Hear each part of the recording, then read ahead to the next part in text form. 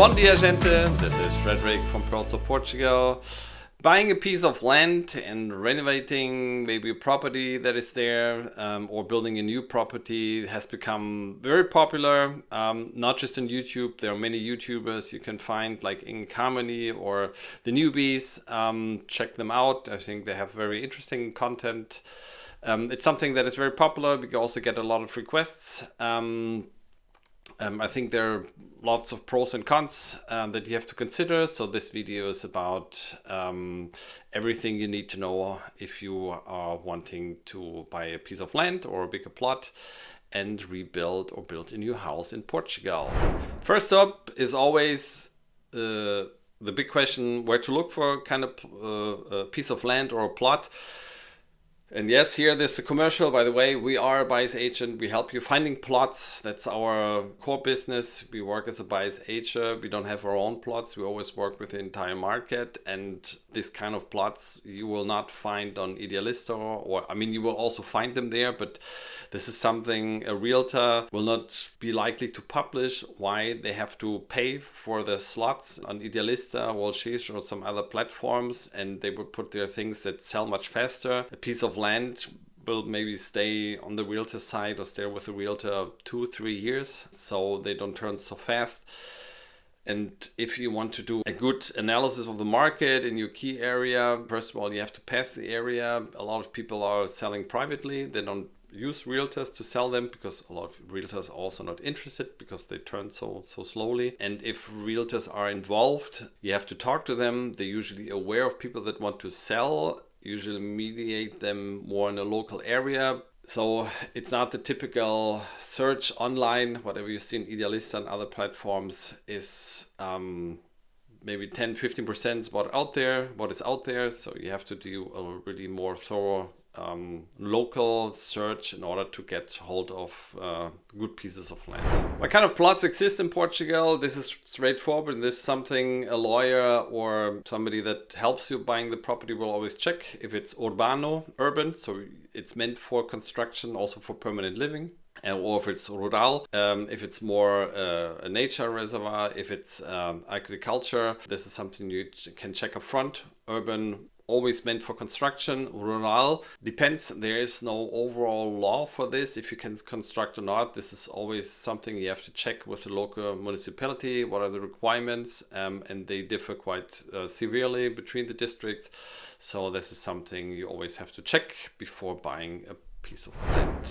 A problem that exists in Portugal is usually where is the piece of land? There is no common way to do this. Some people have GPS coordinates to say, okay, the plot is from here to there. Some counties already have a piece, an official map. There's a new system, the Bupi.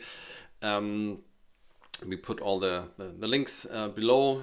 If you would like to build or rebuild anyway, you have to do a levantamento topográfico. It's like a measurement of the plot, which is kind of costly. It can easily go into a couple of €1,000. So if you want to be sure, you can also do this. Anyway, you have to make sure that if you buy the piece of land, that you actually know where the plot is and that the seller represents a reliable basis through several documents. Or again, if you want to build, you any day need it, the levantamento topográfico, and then you may be deducted from the price, something like this. We help you to negotiate these kind of things, but that's a crucial thing to really also know where the piece of land is. And unfortunately in Portugal, it's not so easy. There's no standard way until now where you can easily look this up.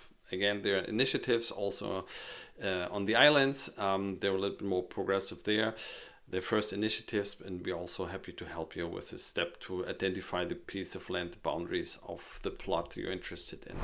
So a crucial question is always, okay, there's a piece of land, maybe there's a ruin or an older house that I would like to renovate. Is this a legal property or not? It depends, or we have to check first. There's no straightforward answer. If it's an urban property and you can see already in the documents, it has a licença de utilização. So this is a license you get for property when it's meant and allowed for permanent living. This is usually something you should also request. It's optional, which I don't understand. If you buy a piece of land and there's a building You should also make sure that they have it, or you are able to receive it if you want to use it for permanent living. The legality of a plot or building can be checked in several ways. First of all, on the documents, it should be something that is registered, but unfortunately you can request certain documents in Portugal in parallel. So you can register a property on a plot at the finances, and then you get the document, but you don't have to, they will not check if it was legally built. You can do this without having filed an official project to the city hall and registering officially a legally built project. So if you would like to check the legality, first of all, you have to check the municipality and see if it's a registered property, and you also need to check some other documents.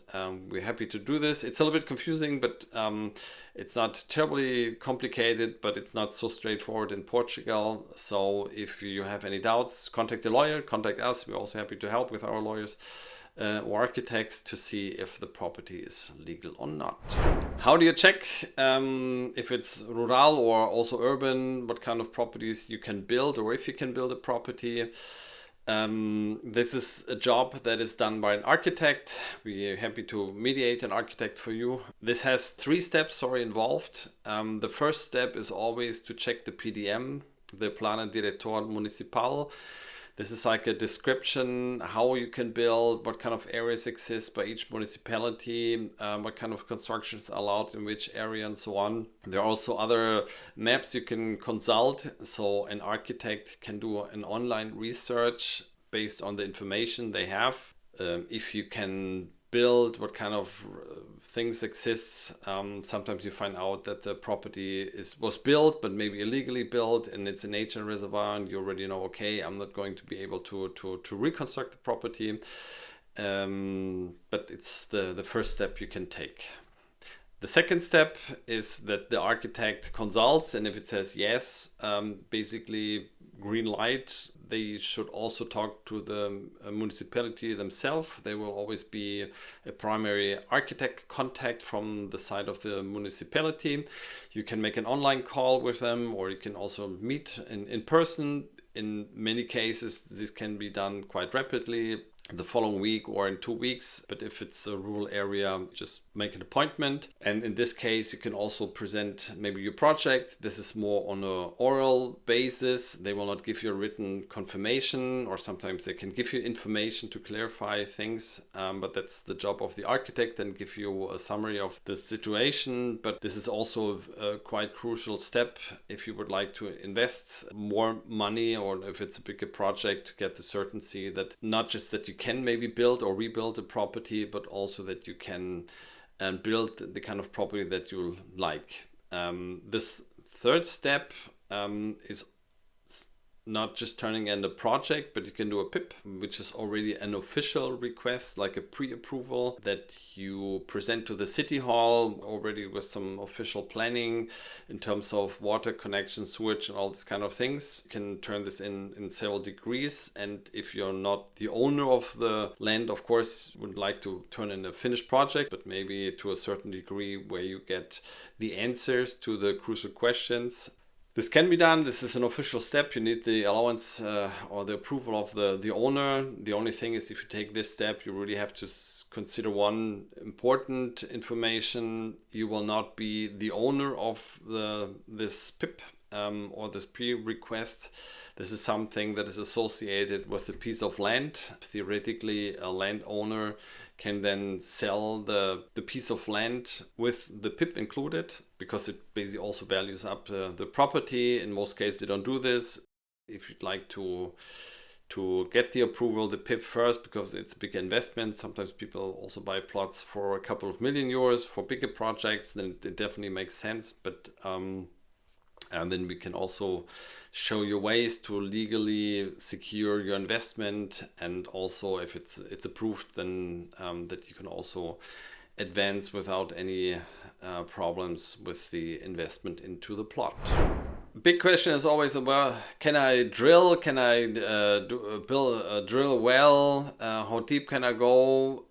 In most places, first of all, you will have already some well, or some places where there was maybe a farm in the past. You will have water access.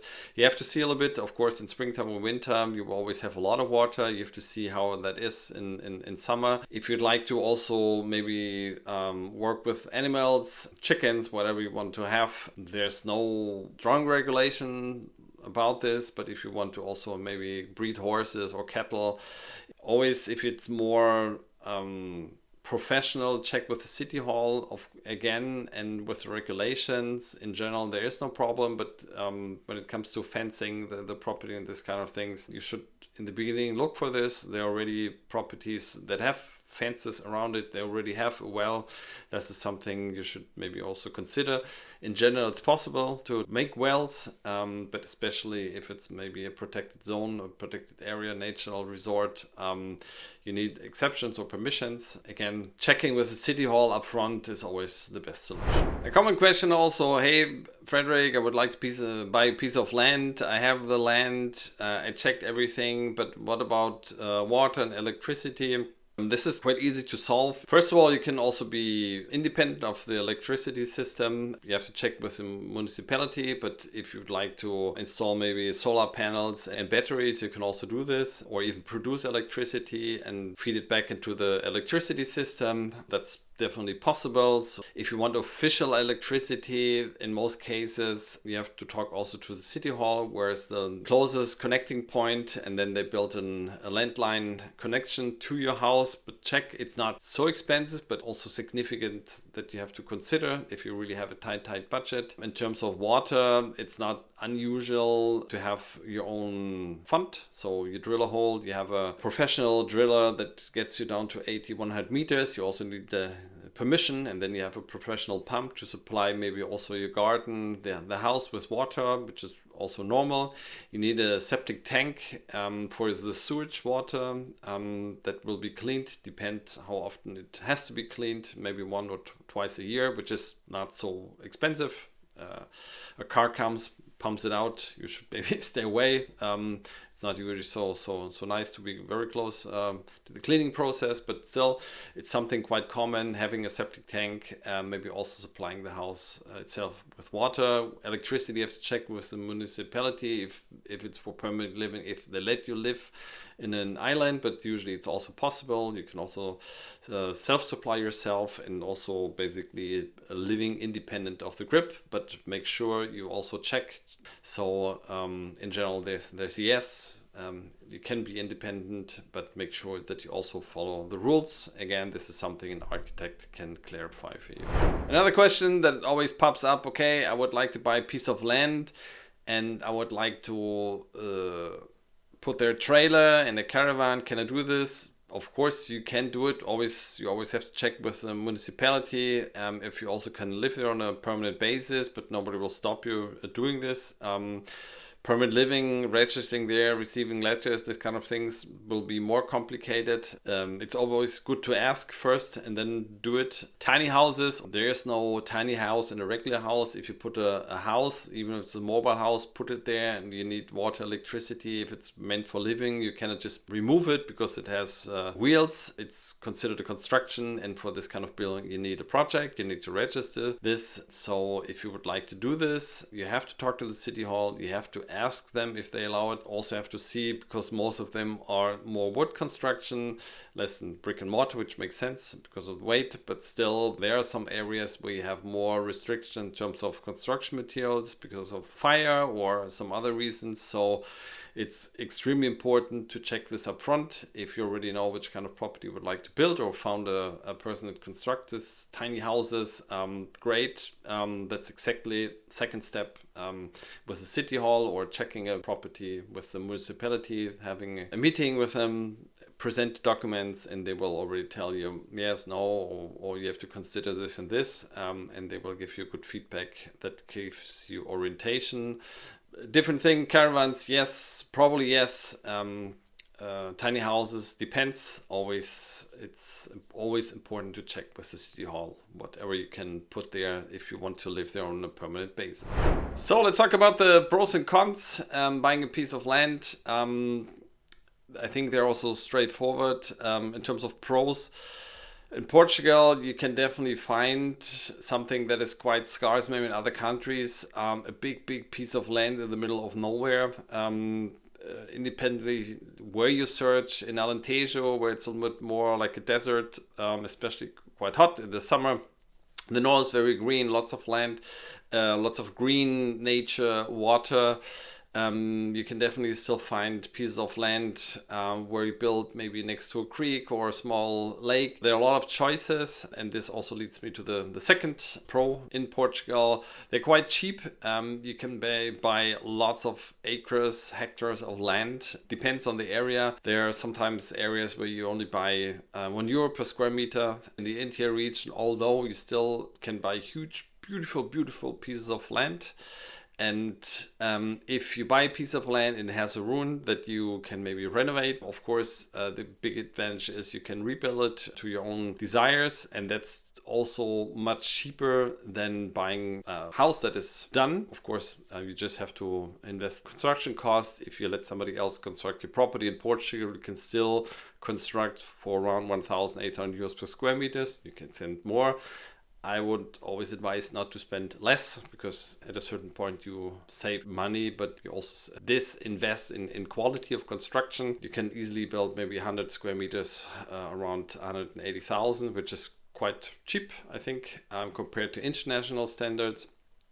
And if you combine it with plots, some of the plots that we also mediate range between 50, 80, maybe 100,000. So in total, you can get something very nice for around 200, 250,000 euros. Of course, sometimes more, sometimes less. And that's still money, but still, if you take everything to consideration, having a nice place in the nature, with a big plot, everything done, I think it's a great opportunity that you can realize in Portugal.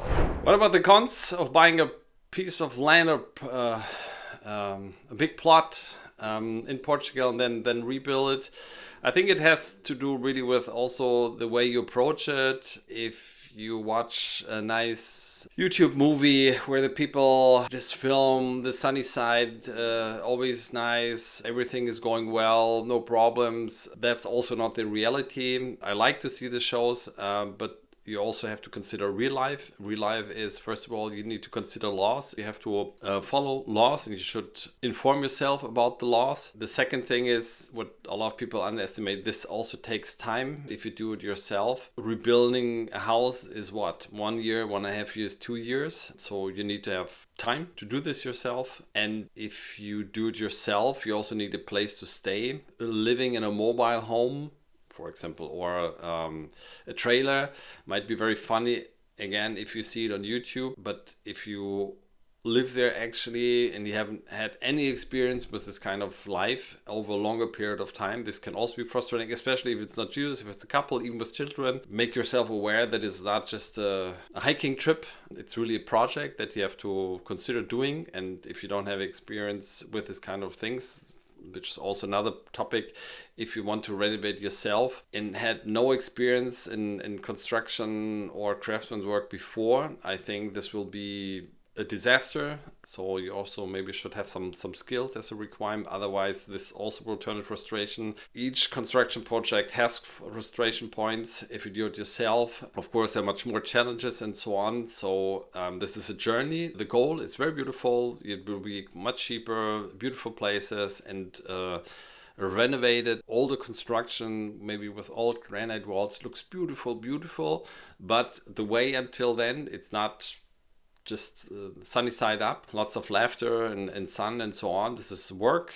You have to live until there. And I think out of experience also, when we accompany some of the project with clients or leads, you need to be aware of what you're doing and have on the one side some experience, and also work on your expectation management, how the time will be. I'm not saying that it will always be awful, but you need to also be ready to walk the distance until the destination. Again, or if you have any question, leave them in the comments. We will happy to answer them. Just a small announcement, maybe we'll have a webinar about the topic, a more profound webinar with an architect, probably also with a lawyer to discuss and answer all the possible questions that you might have. It's going to take place in July or August. Let's see. We will also have a new service regarding pieces of land or plots. We will search for the best plots with realtors and also scouting tours, and we will put them into a database, which will also be probably announced in July, August. So if you would like to have more information about this, contact us or fill out the form we will put below, and we're happy to inform you whenever the webinar is and also when the new service is ready. So if you have more questions, please leave them in the comments. If you like the video, give us a thumb up, and don't forget, stop surviving, start living. See you in Portugal.